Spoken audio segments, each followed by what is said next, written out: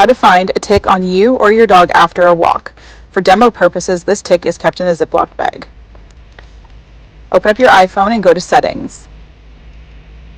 Then scroll to Accessibility. Display and text size. Scroll down to Classic Invert. Turn it on and open up your camera.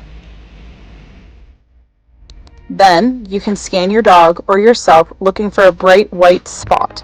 The tick should be crawling if it's still alive.